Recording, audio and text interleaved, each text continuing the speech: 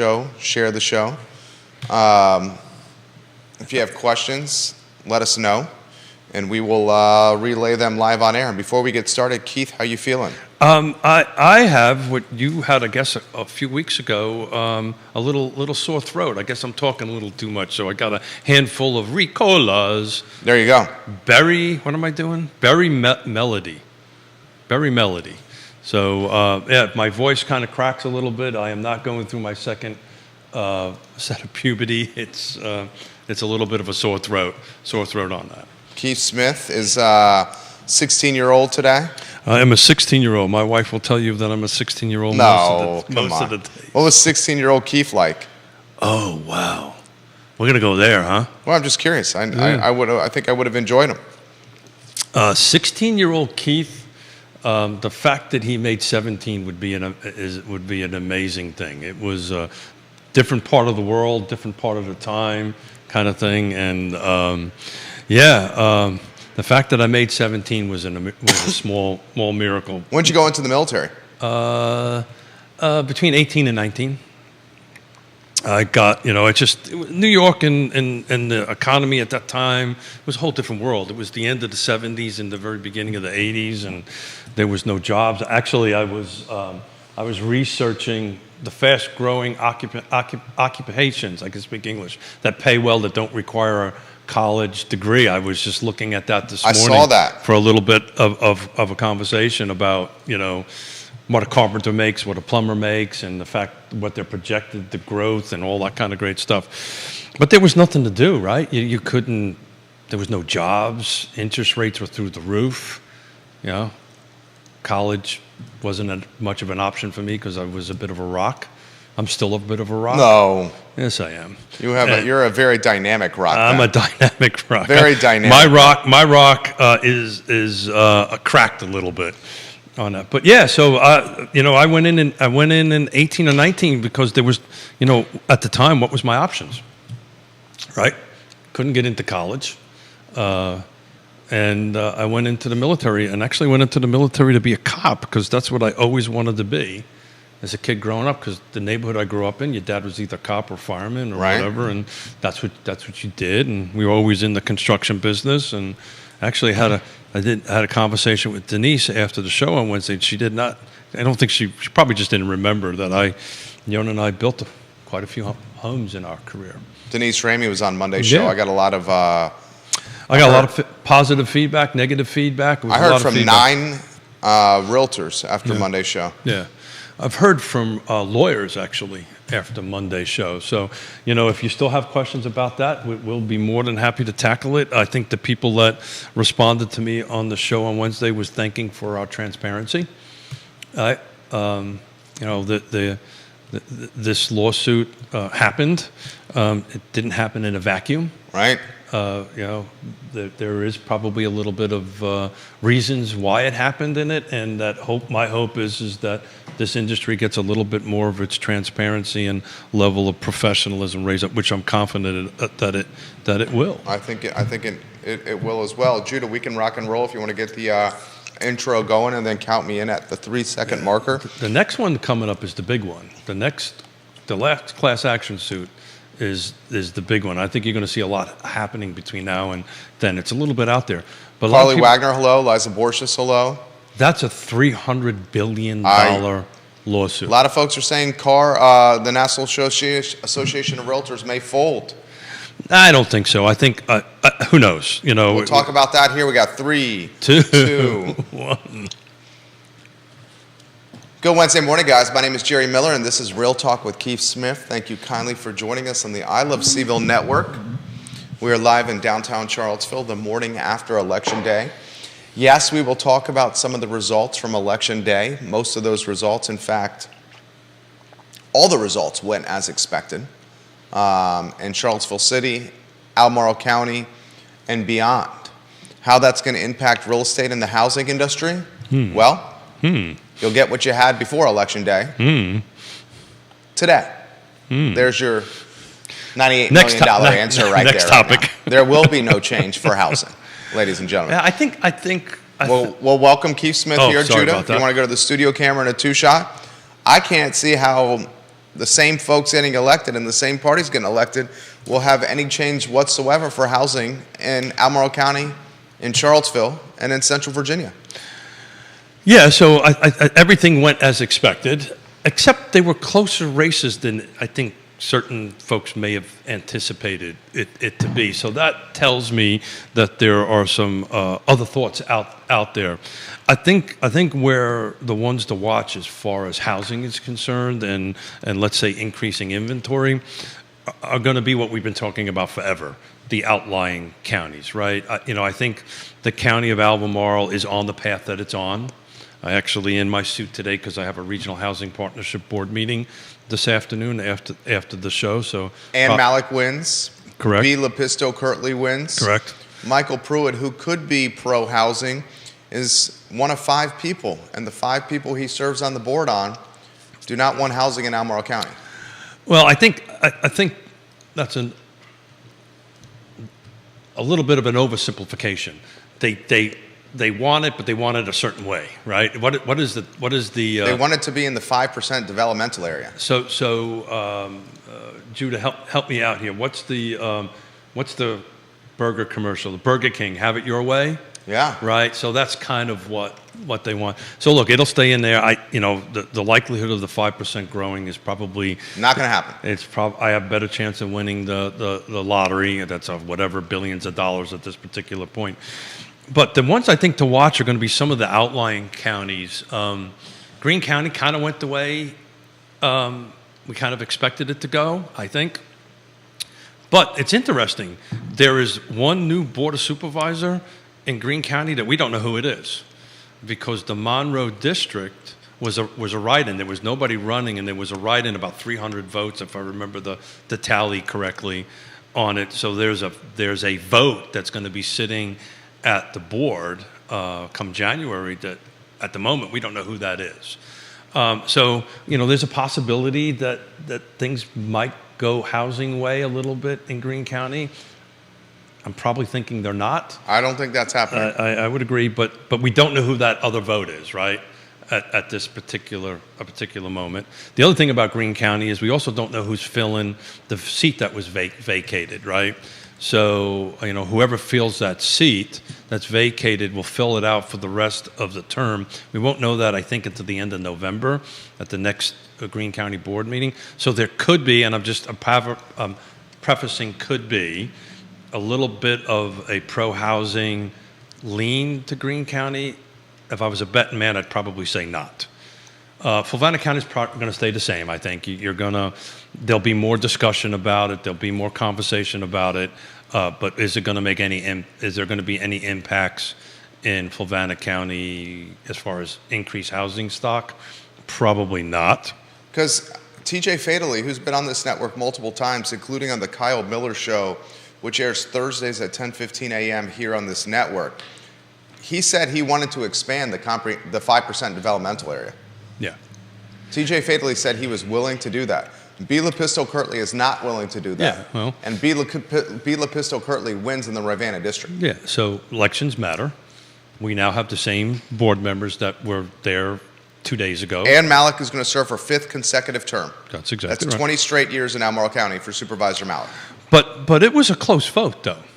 As far as votes go, and historically looking at her district, it was a pretty close vote, which means that there are voices out there, right? And these voices need to show up to the meetings, and these voices need to participate in, and not leave it up to folks like Neil Williamson that does all the heavy lifting, actually to show up to the meetings and hear and get your voice heard.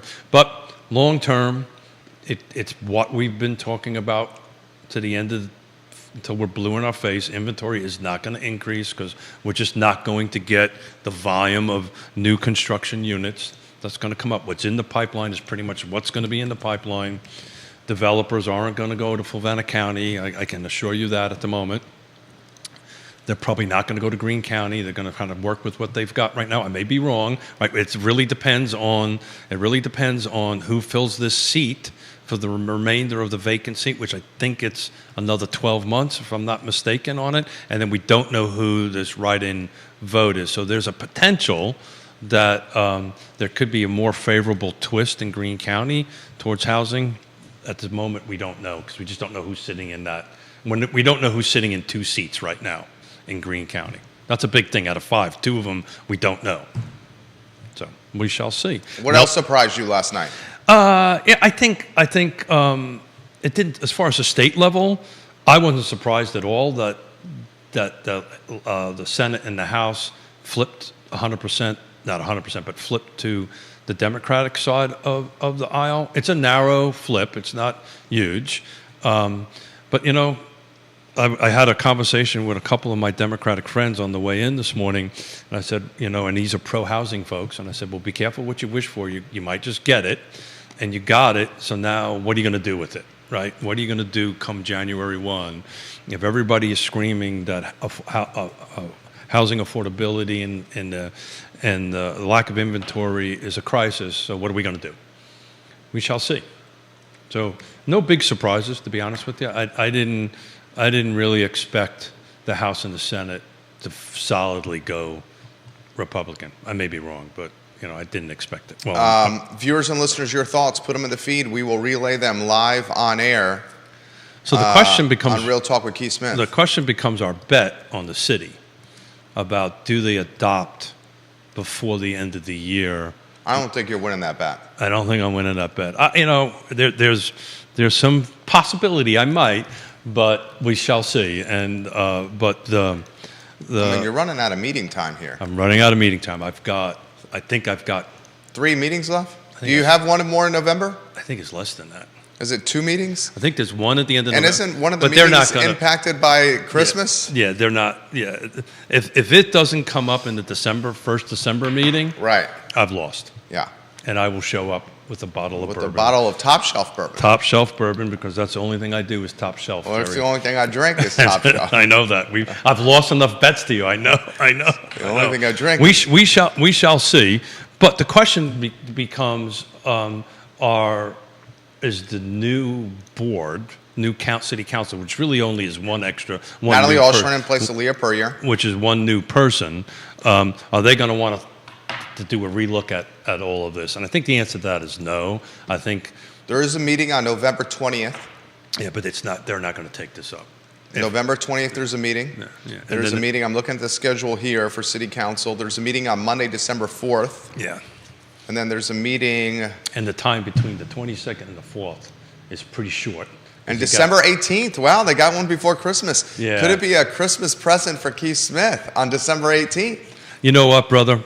It's a present. Either way, it's a victory. Either way, it's a victory. That means the bar here gets full more. Either way, it's a victory. I get to go ahead and celebrate a cocktail. So, what are your thoughts on Malek? 20 straight years in office. Well, on the positive side, there's a thing called institutional memory. On the negative side, I know Ann well, know her family well. Sometimes new blood's a good thing. 20 years is a long time in a position like that. So, we shall see. It's the same conversation I had with James this morning for Fluvanna County. And the same conversation I had with James when he was on the set.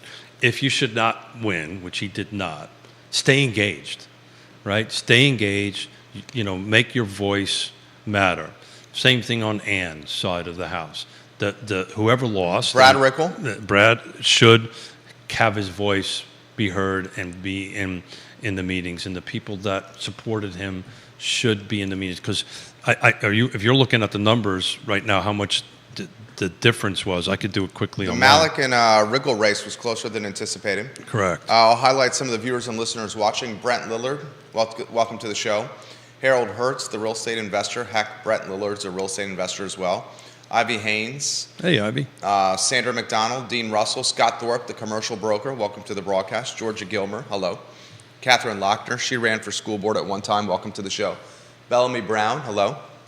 Jamie Turner, Mayor of Gordonsville, real estate investor. Supervisor Jesse Rutherford, Joshua Tracy, hello. Kristen Smith in Keswick, Andy Zeman, who's going to be on the show on Friday. Yep. Love you, Andy Zeman.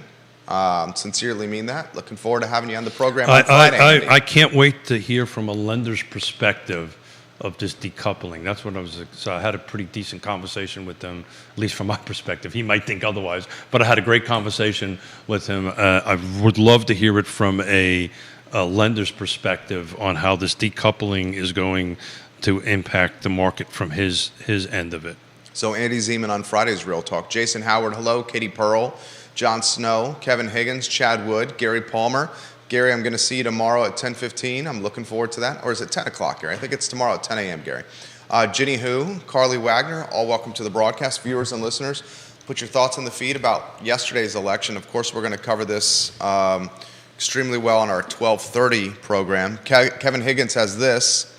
I apologize if you've covered this already. Does the recent Missouri verdict regarding Real Estate Commission versus the NAR, the two firms, concern you? We've talked about that last week. We talked about that on Monday with Denise Ramey.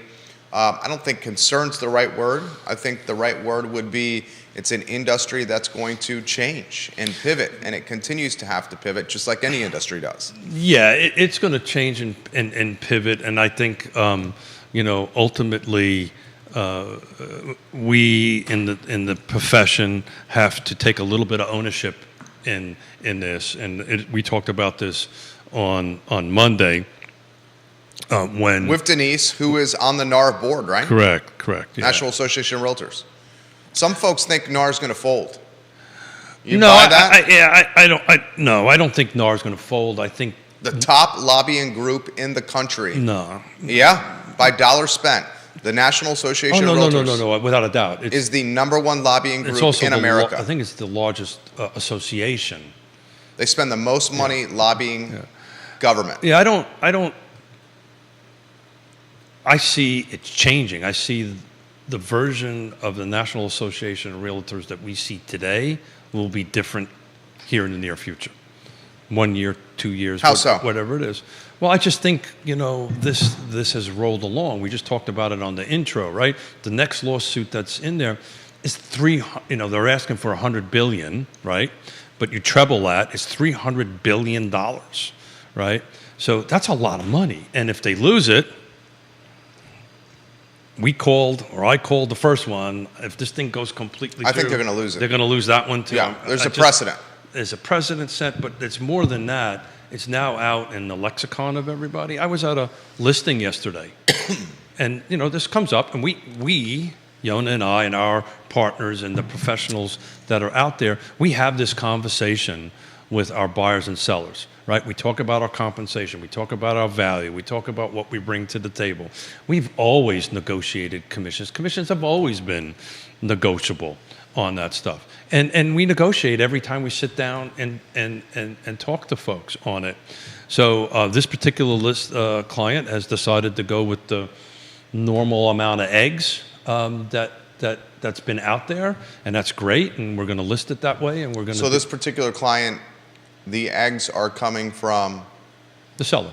Okay. Yeah, so technically... Oh, you're listing the house. We're listing the house. Okay, understood. We're listing the house. Sorry, I thought you were representing the buyer. No, but Jerry, this conversation is now having on both sides of the house. Oh, I understand You have to have it on both sides of the house. Much stickier conversation when representing the buyer than the seller, though. But is it really sticky? I think it's a stickier conversation. If I do my job, if I'm okay with what I do for a living and how I get paid and how I demonstrate my value, to me, it's not sticky.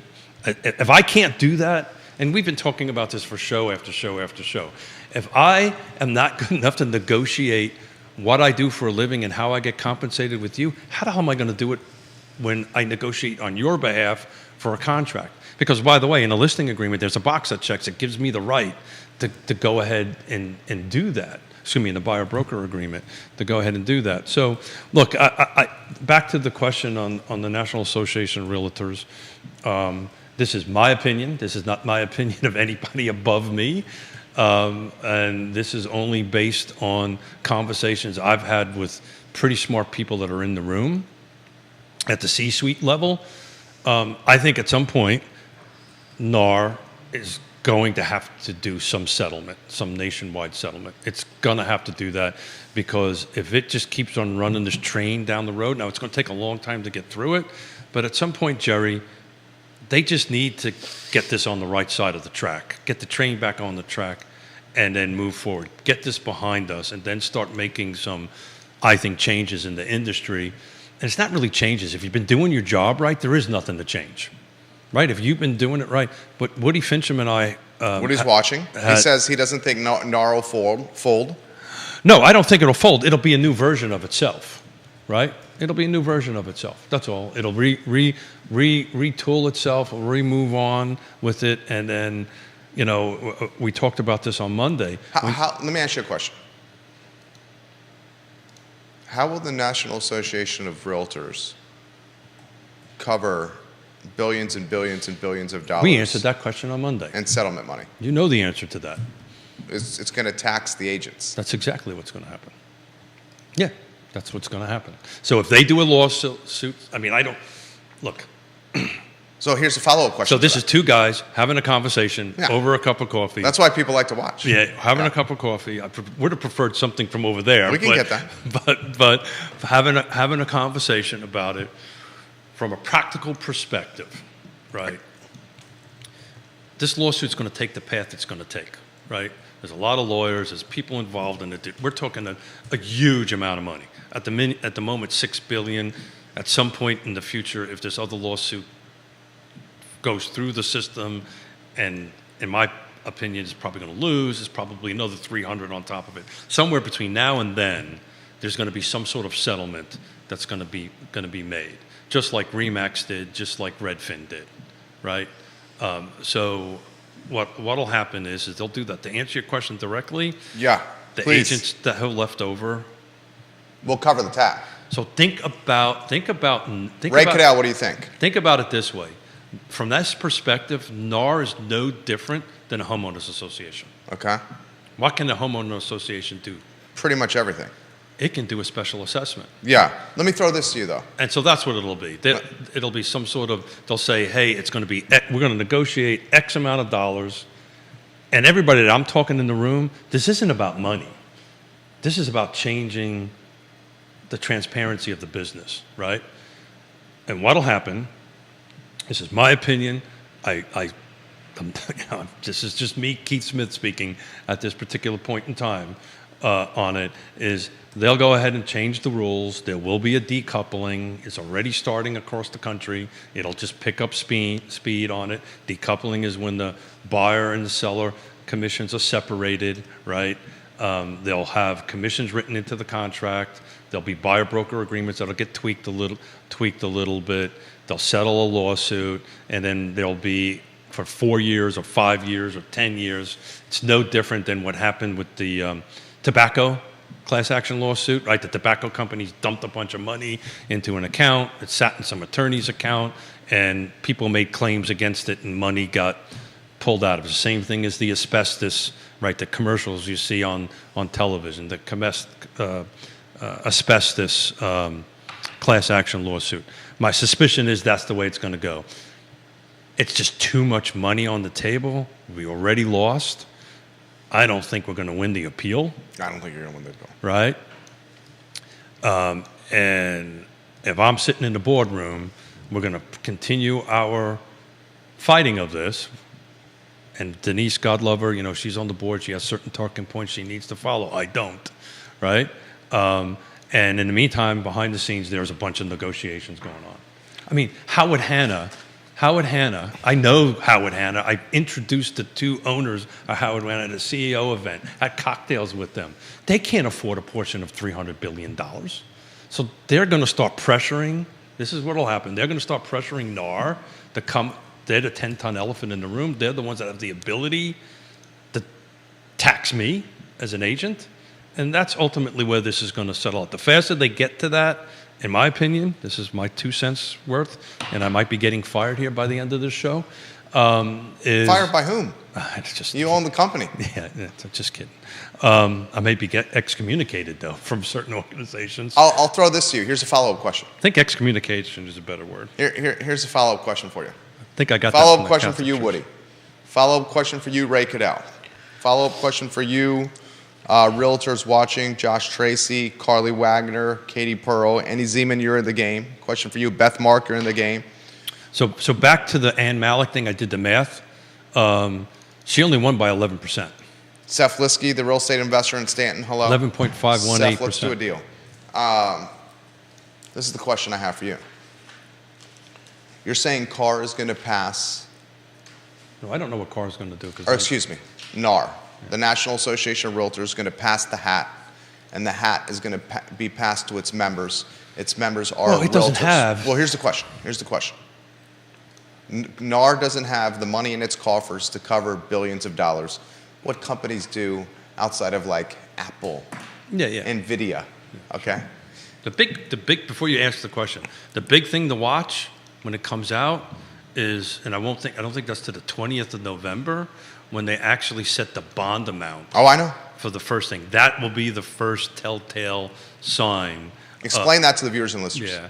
So when you do a class action lawsuit, it got trebled, I'm rounding it up, it's $6 billion, right? So now what's going on is between the defendants, which is a series of them, are about ready to go through a hearing to set the bond amount. So it's like if you get arrested, right, you have to post a bond, right? So there's going to be a bond amount, which the judge gets to determine this, by the way, one person. And we'll find out what that amount is. And, you know, when they set the bond amount, we shall see. Here's the question. Massive, we're talking huge chunks of money. The speculation, Wall Street Journal said, what was the percentage? And you think it's inflated, but what was the number? Yeah. They projected up to 80% of agents getting out. Getting out of the game. Yeah, Let's I think cut that in half. I think 40 to 50 is realistic. Okay, 40 to 50% of agents getting out of the Again, game. this is, for the sake of everybody listening, this is just my opinion. Yeah. Okay. I mean, it's Real Talk with Keith Smith. There you go. 40 to 50% of the agents getting out of the profession. I think you see that. So that leaves a lot less agents in the profession. Sure. Number goes up. So the lot less agents that are left in the profession just got hit with a We heftier don't know price that tag. yet. If it goes the way I think it will go, and they end up settling with some dollar amount, and by the way, this is just not me, I'm regurgitating what I'm hearing. Why would those agents stay in NAR? And that's what'll happen. They'll start pulling out. Why would they be like, and then that leads to NAR not having the membership it once had. Yeah. So Yeah. like if this basically is what happened, NAR has a bag of money that it owes in a class action lawsuit. And No, you it's not think, just NAR, though. It's NAR Or- and, all and the other firms. Other defendants. Right. And 40% of the agents skedaddle out of the profession. Why That wouldn't, was happening regardless. I think that's why wouldn't others just leave to avoid this? well. That's what Remax did. That's what I'm saying. So Remax. And if enough leave, what is left with the organization? You know, if I get the crystal ball, and we'll ask the crystal ball. You know, I don't know the answer to that question. I can tell you on the short term, there should be some sort of settlement. And this is my opinion. I'll just keep on repeating that. Some sort of settlement. Get this thing over with as soon as possible. They went into a deal that they lost at $6 billion. So at the moment, $6 billion's on the table, right? Believe it or not, compared to $300 billion, which is a potential lawsuit that's in the system that will take years to process, right? This one that got settled, this one that got, you know, that was on from 2019. This particular lawsuit that I've been personally following it since 2019. Before COVID. So if people are surprised by this, all of a sudden, where did this come from? You just weren't paying attention. It was there. It was in the system. There's another one, by the way, that's supposed to hit, I believe, in the beginning of next year. That, if I remember the number correctly, is about $24 billion, and that's before it's trebled on it. So there are these lawsuits that are stacking up. They will continue to stack up. A bunch of really smart attorneys, and depending on your opinion of attorneys on this, it's a payday. You know, it's low-hanging fruit. They're going to start doing this, and it's just going to snowball and snowball and snowball. I sent a meme to you of a picture of a snowball rolling down the hill, and we're beyond this point of no return. If I was in the driver's seat, I'd start negotiating the hell out of this. I would have did it before the case got settled, but before it went to court. Follow-up question for you. Here's the follow-up question. Do What- the math. $6 billion. My calculator doesn't go that high. It doesn't. Yeah. My calculator can't compute those numbers. I can't even say them. Yeah. Can your calculator compute those No, numbers? I can't. I can't. But maybe Siri can. Yeah, let's get ChatGPT out for that. ChatGPT. That's my point. I love ChatGPT. The exposure here could dissolve the association and or could cripple the association where the membership is such depleted that it loses its effectiveness. So if you're in because the association's primary effective process is lobbying. So if you were in this space that I'm in, this real estate thing we call real estate in it, you know, and I mentioned it on Monday, and Woody's listening, and 2 years ago at the CAR board meeting, I made a statement. I tried to turn it into a motion, didn't quite get too far, that CAR should be looking at, this was 2 years ago, should be looking at, and again, I don't want to get on, me. I'm just saying this shouldn't come as a surprise. I said, guys, we need to get in front of this and start working on the value proposition of CAR. They tried to work at Keith Davis, God love him, took on the committee. I don't know. Top broker at Nest. Absolutely. I don't know where it ever ended up because I came off the board on that end of it. But if you're in the space and this is news to you, shame on you. You should have been following it. And if you're doing your job, then there's nothing to see here. It's much like this election. That's what we got to have. There's nothing to see here. Do your job. Explain to what you do and how you do it and what your value is, and that's it. And if you don't want to work if I don't want to work for Jerry for 3 eggs or 2 eggs or 2.5 eggs or a chicken or a turkey or whatever the heck we want to call it, then I have that right to do that. That's why people get in this business.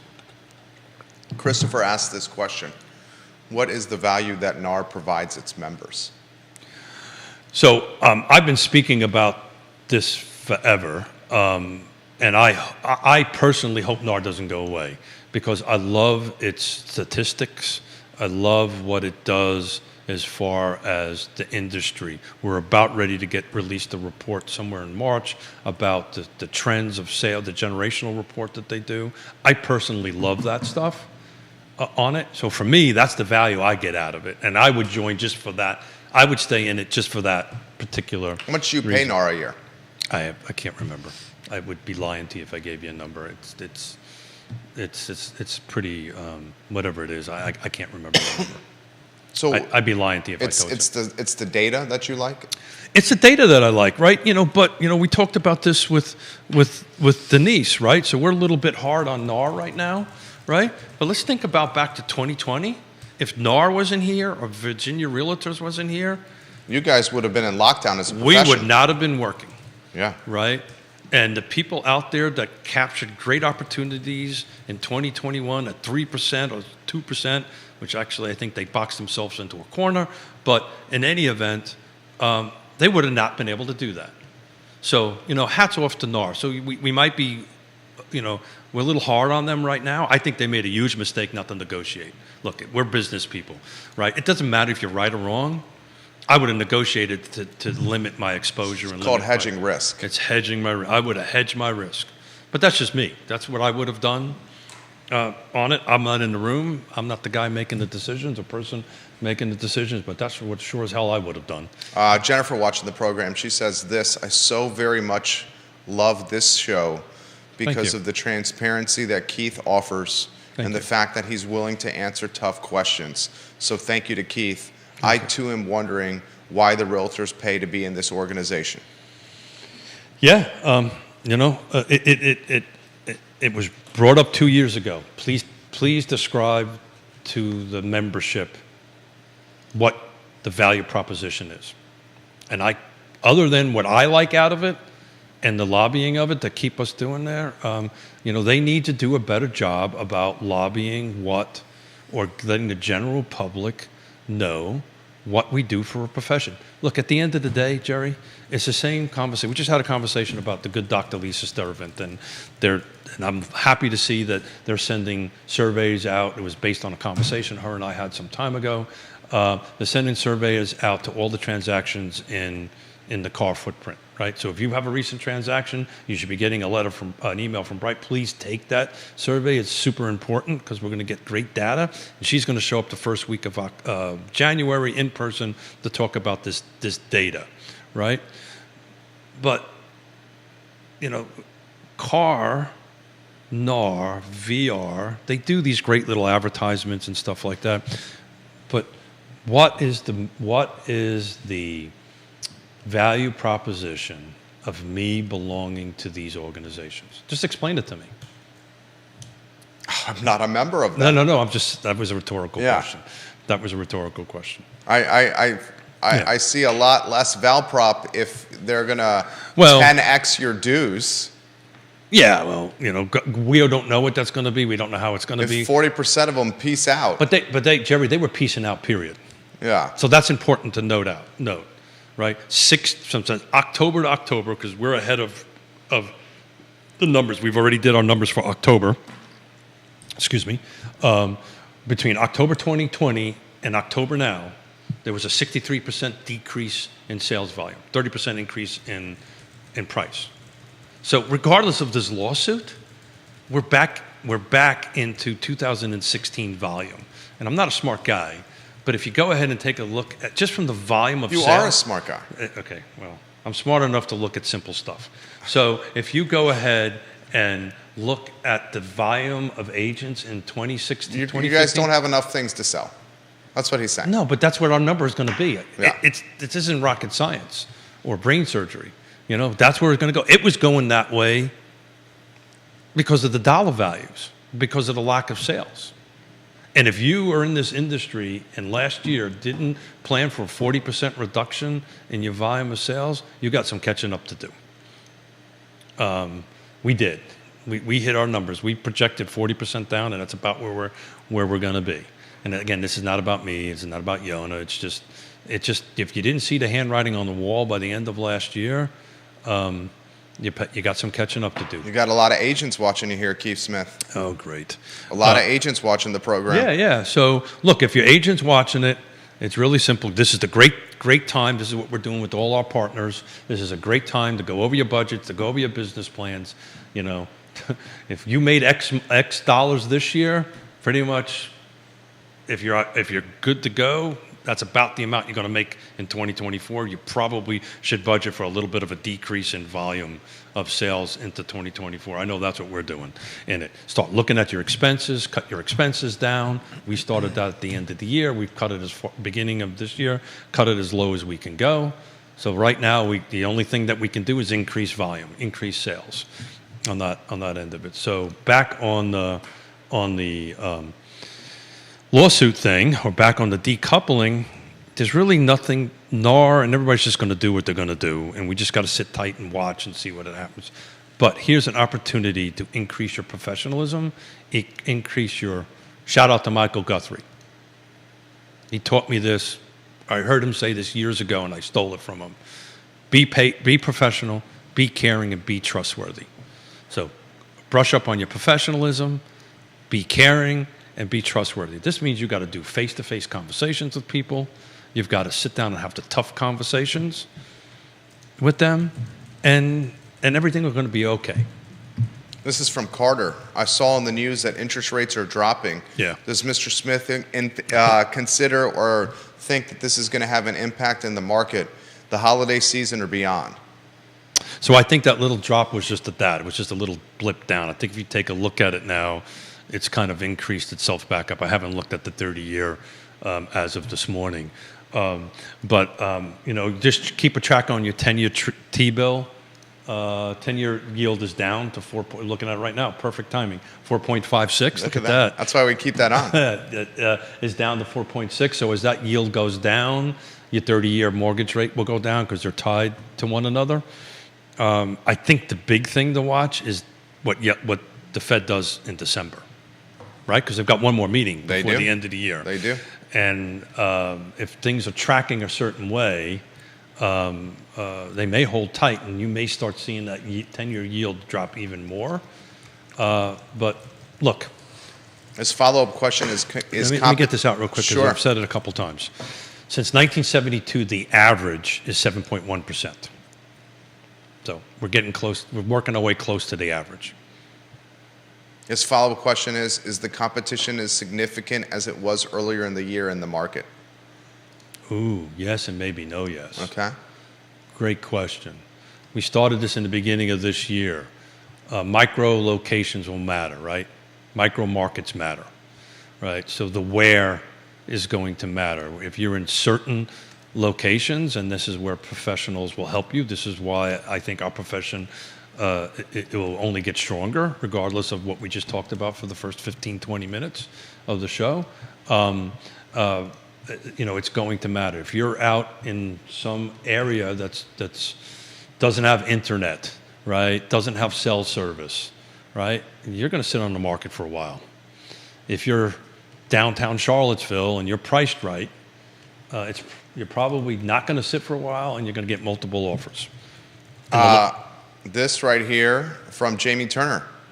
Good to see you, Jamie. Hey, good to hear Turner, from you. repping the PEP. What's it like out there for Keith and his agents? Some listings getting very long in the tooth in my neck of the woods, and a ton of price changes are happening. Yeah, well, so again, depends on the neck of the woods, right? Gordonsville, if I remember correctly. Ismayer Gordonsville? Yeah, and so again, back to the location, right? So location is going to matter on that end of it, and defining the term long on the tooth, right?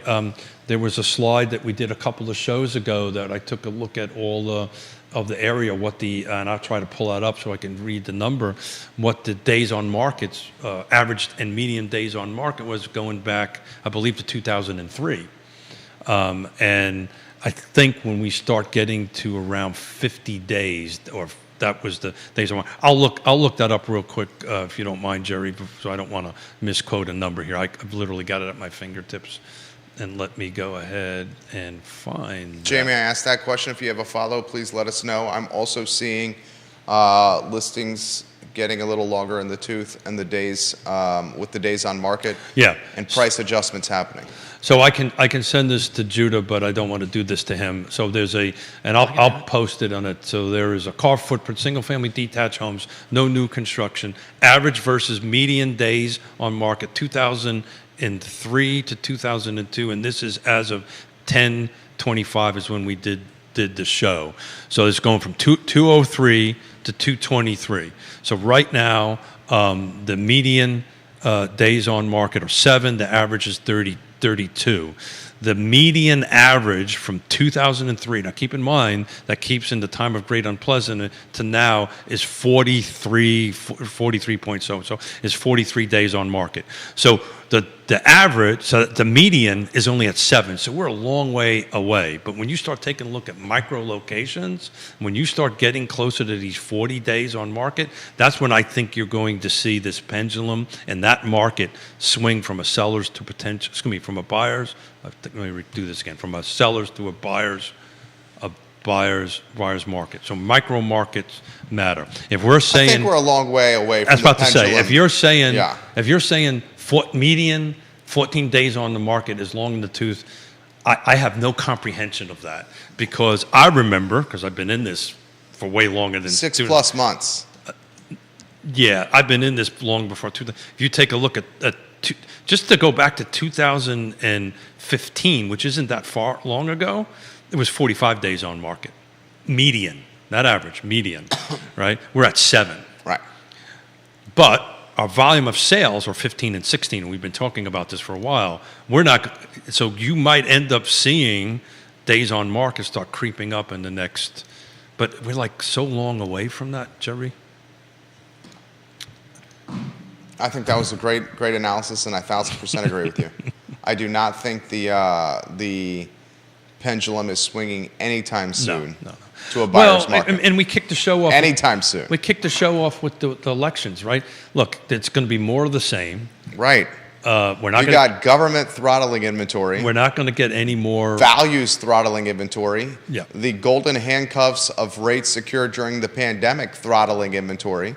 You got small builders, even medium-sized builders, not building for fear of debt service. So this conversation I had with the listing we took yesterday, on that, and I was asked, so why is inventory so low? And there's multiple things, but it's basically three things, and you just touched on one of them. We're in about a 14-year slump of new construction. So basically, for the last 14 to 15 years, we've not been able to produce enough units. The second thing is, depending on what you look at, 70%, 80% have below 4% or 3% or somewhere along that. So there's 70 to 80% of people who own homes because they refinanced them at that point in time, right? And if you could turn the clock back a little bit, that 3 or 4% probably only should have been available for purchases. Refi should have been higher. That's just my opinion on that. It's just, we talked about this. That 3% is probably the worst thing, one of the worst things that happened to our market because we've got no inventory. But the most important thing is people staying in their homes longer for 10 years. So we got people staying in a home for 10 years. No new homes are getting built. And oh, by the way, there's 70 or 80%, depending on what number you want to talk to, they've got a 3 or 4% mortgage that if they don't have to move, they ain't moving. So guess what? Inventory is going to stay low for a long time. This is a good question right here. Which micro markets are still hot right now, Keith? A follow-up from Carter, and a similar question being asked by Doug. Got it. So we talked about this a few times. The market is, I think the hot markets are going to turn into a pear shape, right? So the closer you are to Charlottesville, that 5% urban ring, right? It's the closer you get to Charlottesville, and there's going to be a little poke up that goes to the other side of the mountain, Waynesboro, Augusta County, that kind of thing. That's where the market is. There's a little bit of a bump out as you're looking at the pear on the right-hand side that will encompass Greene County. But so you're going to be having the city of Charlottesville, kind of Lake Monticello towards the city of Charlottesville, bump a little bit out to Standardsville, that kind of area, and then loop itself back up to the other side of the mountain and come down. That is the overall area. Within that area, there are micro markets that are going to work. Like Lake Monticello right now, if you've got a home priced right, it's going to move off the shelf pretty darn fast on it. Jamie Turner has this comment. This home in my neighborhood sold all day for $600,000 a few months ago. It now is 75 days on market and a price decrease of $30,000. He said so many more like this around him. Charlottesville will be fine, but the outer areas will be in a very, very vulnerable position at these rates. And I think that's what I'm trying to say. When you've got to take a look at it, and this is why you need a trusted advisor and a professional to go ahead and do this. And generally, it's been my experience for 3.5 decades. Sellers come to the realization of the current market way slower than buyers do. Buyers get it really quickly. Sellers don't, because what they'll do is they'll go, okay, well, Jamie 6 months ago or 12 months ago sold his house for $50,000 over asking price. Well, then I can get $50,000 over his price. Well, that's not where the market is. The market is some different number, and you need a trusted advisor to go ahead and do that. So back to this buyer-broker, back to this decoupling, we're used to having these uncomfortable conversations with sellers in particular, like, okay, Jamie, love you, but this is where the market is right now. It's not 6 months ago. This is where the market is. Or we've done this numerous times. Hire Woody and say, okay, Woody, Woody Fincham and Associates. Yeah, go ahead and do a market analysis for us, and that'll tell us what the market is. Roger Voisinay, thank you kindly for watching and interacting with the program. I'm curious your thoughts on any of this, Roger Voisinay. We should get you back on the program. Yeah. In fact, his brokerage, Remax, got out of. So let's set the stage on that, right? Yeah, out of NAR, right? So the corporate. Yeah, parent company. Corporate. Right. Got out of NAR, and it gave the ability to its franchisees, if it wishes to get out, it can get out. I don't know how many have done it, don't know how many haven't done it, but the mere fact that, I'm reading your body language there, the mere fact that corporate said we're out of NAR, there's two things it's done, by the way, what it said at the corporate level, Jerry. It said, I'm out of NAR, and oh, by the way, you don't have to comply with the ethics standard, right? Once you have to get out of NAR to go ahead and do this. But yeah, they did that, and Redfin did it.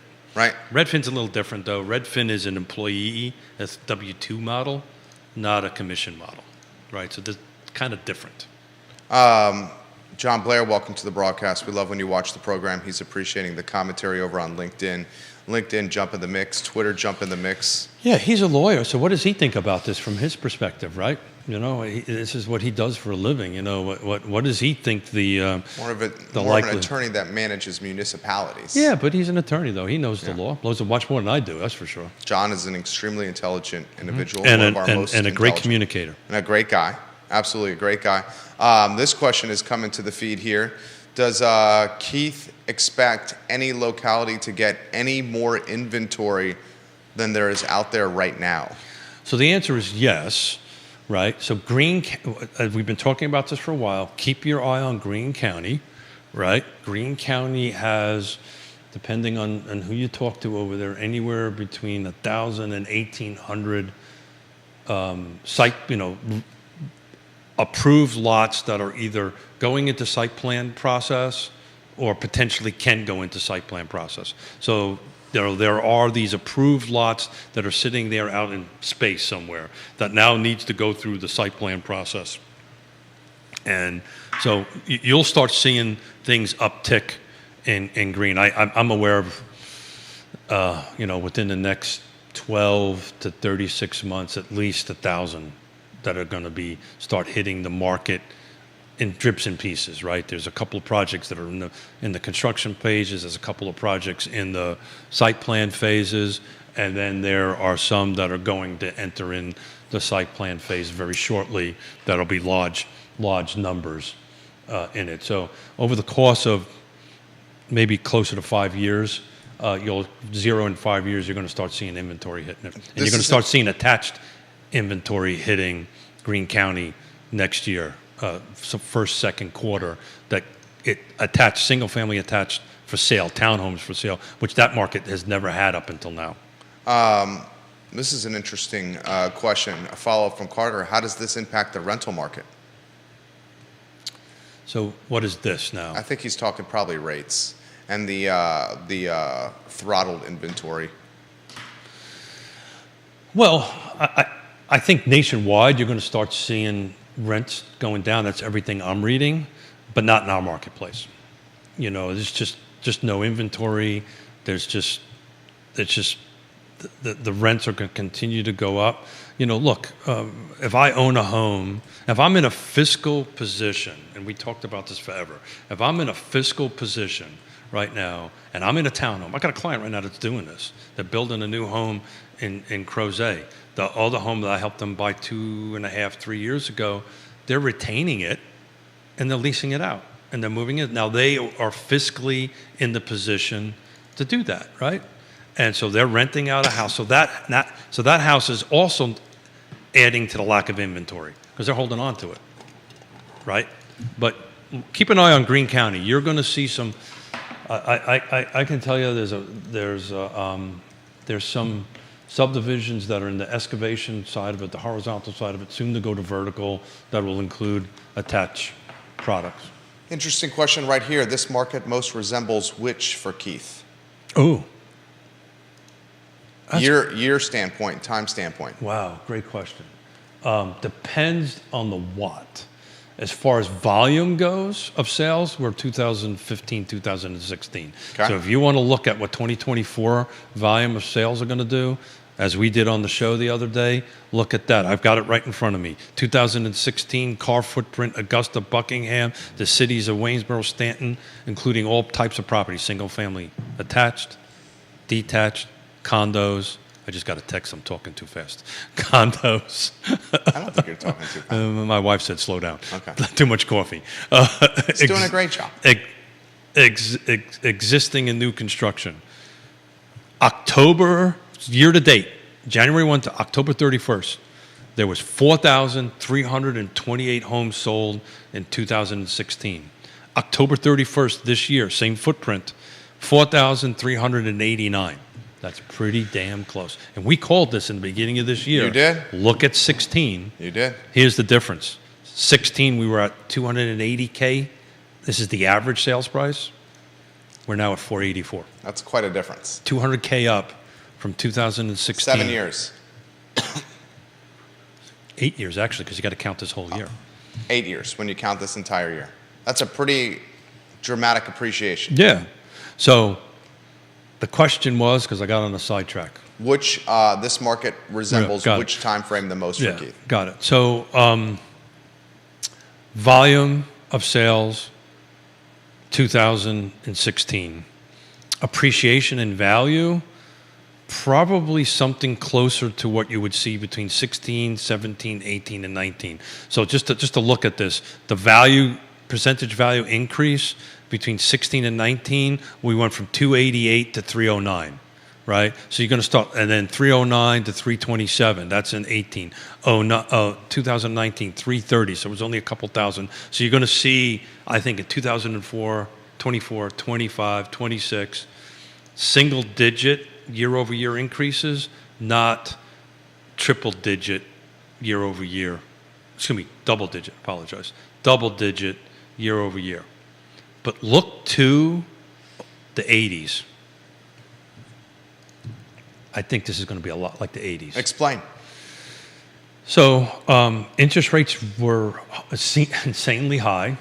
Those who watch the show know how much I paid for my first 18%? So we're not going to go there. Okay. But it's going to be higher than what everybody is used to, which is this 3%, which was an unrealistic expectation, an unrealistic number. You're going to see somewhere between the 5 and 7% number. And values are going to decrease at this low single digit percentage year over year. So look, it's a great time to buy a house because it's not going to go backwards. It's just going to go up. It's just not going to go up by 10 or 12%. It's going to go up by 3 to 6%, which, by the way, is normal, is the historical normal. Inventories are going to get better, so that means your value is going to go up. We also had an inventory issue in the 80s, right? There just wasn't a lot of homes available. The last time, and I said this on Monday, great thing about NAR, right? Picked up the phone, had Dr. Lutz and Dr. Yoon, chief economist and chief statistician for NAR. I asked him a question. When was the last time inventory was this low and demand was this high? And it was after World War II. So we haven't seen a market like this since after World War II. Just think about that. That's bananas. We haven't seen that.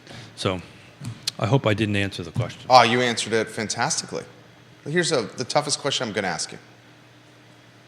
How does Keith Smith navigate the ever-changing market? Over some pasta? Over a cocktail? What does Keith and his beautiful wife Yona do? This is a G-rated show. Keith. You knew I was going to do that. I did. I know you. Nobody commented we're wearing the same color shirt. I don't think the viewers and listeners had an idea, but I know you well enough to know that this is a G. Yeah. You handle that well. Yeah. You know here's a different, I'll rephrase it a different way. Let me answer it. Yeah. You know how we handle it? My version of ABC. What's my version of ABC?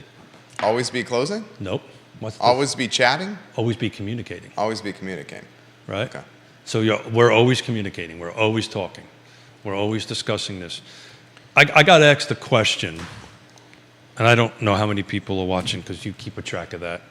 So I just sit here and talk. Yeah. Bill McChesney's giving you props. Thank you, Bill.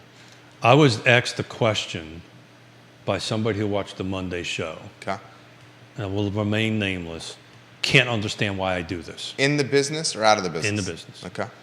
And generally, and this is coming from the heart, yeah. Generally when I get asked by people in the business why I do this, they usually follow it up as, well, how much money have you made off of it? Okay. Well, we have an idea on that. And my answer to that is, then you don't understand why I'm doing what I'm doing. Okay. So what I'm doing is it makes me a better agent every day. It makes me a better in my job because I now have to do this. Mm-hmm. I'm forced to do this because I have to sit here and have a conversation with you or a guest or whatever. You had Woody Fincham and Denise Ramey. I need to actually understand what the hell I'm talking about.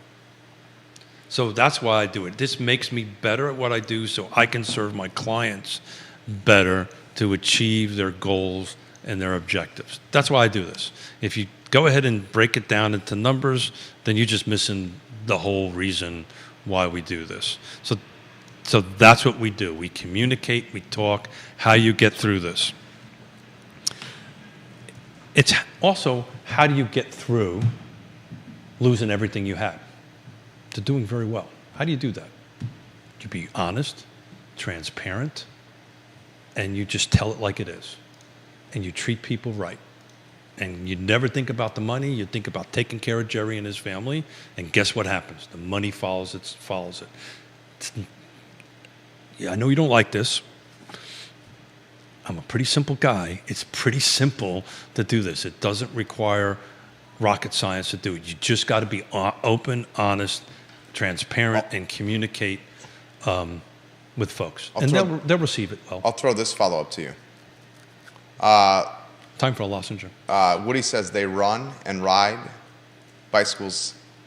Is that what we're calling it now, Woody? Here's the follow-up question.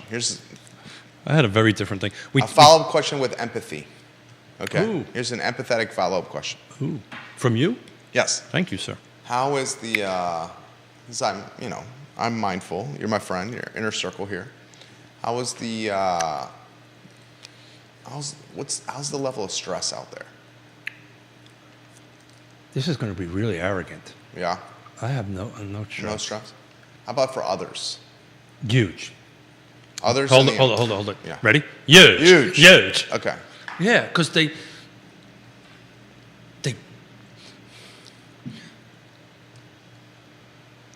I'm going to choose my words carefully here. Do whatever you want. It's Real Talk with Keith Smith. What am I going to celebrate on Friday? The Marine Corps, your Marine Corps birthday. That's right. I get to get 2 birthdays a year. How lucky am I?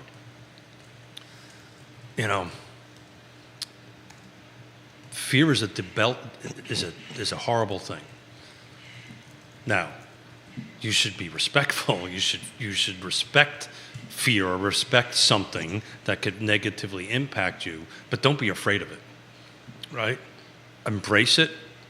Adapt and overcome. That's a Marine Corps terminology. Adapt and overcome. You're constantly adapting and overcoming.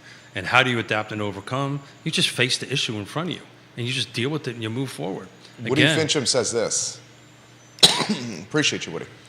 He says, the stress is lower than it should be among many of those out there because they have their head in the sand right now. So it's I love Woody. I'm not going to disagree with him. One shot him real quick if you could, because he's going to say something good here. Go. Thanks for the pressure, buddy. So, you're maybe yes, maybe yes. Yes. You're kind of half right. I think prior to this losing this lawsuit, 1,000%. I was constantly getting told, why am I talking about this for? Constantly. About the lawsuit? Constantly. Yeah. Why am I talking about this? Now everyone realizes you did it right. Why am I talking about this? Why am I spending time on this? Why am I focusing on this type of thing, on that end of it? Prior to that, a lot of people just put their head in the sand. It's not necessarily put their head in the sand. They just haven't taken the time to inform themselves. We just went through an election, right? People should inform themselves before they vote for who they're going to vote for, right? I would hope that's what people do. So at the end of the day, that's that. Now what has happened is... Now everybody realizes now they're pulling their head out of the sand. Not everybody. There's a bunch of people that still got their head in the sand. But, look, if you've got your head in the sand on this, and if you don't think this is going to... Impact's the wrong word. It's just going to change. Adapt and overcome. United States Marine Corps. Just adapt and overcome. And at the end of the day, if you were really doing your job, I got in trouble for saying this too. If you just do the things that you should be doing as a professional, there is no reason to be afraid. There's zero reason to be afraid. Zero. What is there to be fearful of? Okay, the worst thing that could happen is I got to pay more for dues for NAR.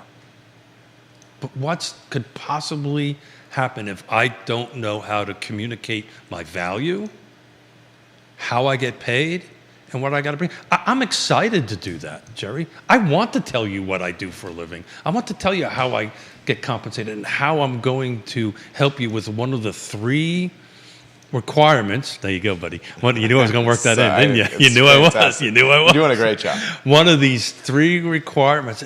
Jerry, I've been doing it for 5 years. Do you think I'd get better at it sooner or later? You're fantastic at it. One of the 3 requirements for a trip around the sun is shelter. The other is food and clothing. How freaking awesome is that? That I get to help somebody with that. I can't wait to talk to people about that stuff. This man's good people. Keith Smith, guys. Real Talk with Keith Smith. He's a realtor. And he's the guy to help you navigate this process. I'll close with this. There's a lot of good people out there to do What's that. the advice that you would give? A new agent? If not even just a new agent, someone that's 5 years or less in this game. To me, that's a new agent. Okay. 5 years or less in the game we call real If you estate. haven't been in this business for that, to me, you're a new agent because 5 years ago, what year was 5 years ago? 1, 18. 2, 3, 4, it was 19. Oh, yeah. You're counting this year.